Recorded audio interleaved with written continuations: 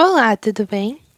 Para essa questão, a primeira coisa que a gente precisa entender são quais pressões que vão atuar nessa parte mais inferior da barragem.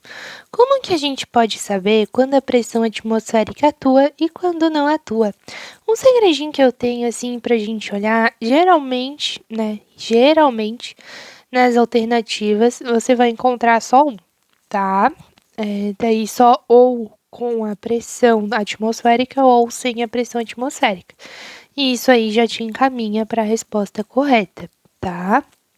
Quando, em casos como até nessa questão, você encontra tanto a pressão apenas exercida pelo líquido, tanto a pressão com a atmosfera mais o líquido, aí você pensa assim: você tenta imaginar a situação.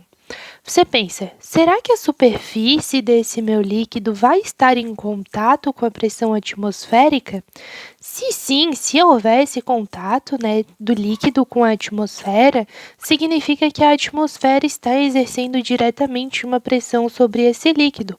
Logo, também exercerá uma pressão sobre essa parte mais abaixo. Tá? Se for um recipiente fechado, por exemplo, um êmbolo ou algum recipiente hermeticamente fechado, tampado, aí não há um contato direto entre a atmosfera e o líquido. Logo, não é possível, né, a gente considerar a pressão atmosférica. Então, sempre tenta pensar um pouquinho nisso. Ou também, às vezes, no enunciado vem assim, ó, a pressão que o líquido exerce sobre tal lugar. Aí você sabe que é só o líquido, mesmo que a atmosfera esteja atuando, vai ser só o líquido, tá? Então, aqui, ó, eu desenhei a barragem e eu desenhei o líquido. Esse líquido, ele não vai estar tampado, né? Não vai ser tipo um grande pote que vai guardar todo o líquido da barragem. O que vai acontecer? A atmosfera vai estar em contato com esse líquido, né? Não tem como estar uma barragem fechada. Então, vai exercer a pressão atmosférica e a pressão do líquido. A soma dessas duas pressões vai ser a pressão no ponto mais baixo. O primeiro passo que eu tenho para descobrir é descobrir a densidade massa específica, como você quiser chamar, desse líquido. Para isso, eu venho aqui e faço o equilíbrio. Ele fala que um cubo de gelo fica em equilíbrio, né, fica parado, quando metade do seu volume é submerso nesse líquido.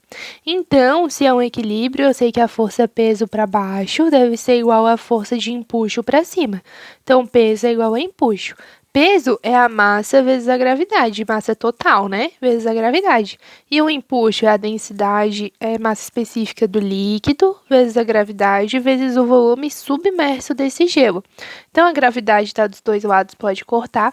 E a gente sabe que a massa do bloco de gelo vai ser igual à massa específica do líquido, vezes o volume submerso. Aqui, a gente não tem nada sobre a massa desse gelo, né? Mas a gente pode relacionar com a densidade, que a gente tem a densidade dele. Pela fórmula da densidade, eu sei que densidade é igual a massa dividido pelo volume. Então, passa aqui multiplicando, a massa é igual a densidade vezes o volume, tá bem?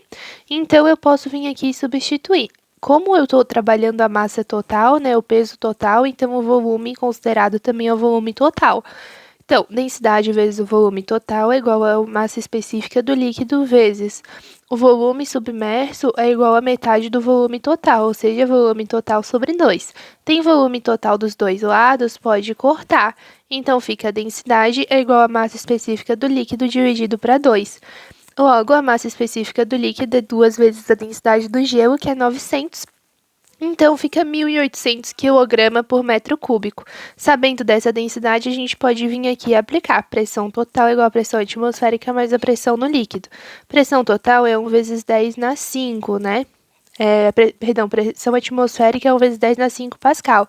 Pressão do líquido é aquele pressão é igual a massa específica vezes a gravidade vezes a altura. Então, como a gente quer saber na base, a altura total, 10 metros, a gravidade é 10 e a massa a gente descobriu 1.800. Isso aqui tudo dá 180 mil, né? Que é 1,8 vezes 10 na 5. Então, a pressão total é 1 vezes 10 na 5, mais 1,8 vezes 10 na 5. A potência é a mesma, então soma os valores, fica 2,8 vezes 10 na 5, que é igual a 280 mil Pascal. tá? Então, assim, a gente já tem a pressão total. A maior questão aí é você prestar atenção maior nessa parte de considerar ou não pressão atmosférica, quando você considera ou não. Quando já não vem indicado pela alternativa, aí a gente considera que você vai ver se existe um contato, se existir esse contato, se existir essa interferência direta, então a pressão atmosférica é considerada. Se não existe, aí você considera apenas a pressão do líquido exercida. E também depende do que o enunciado pede, né? Se é a pressão total ou se é só a pressão que o líquido exerce.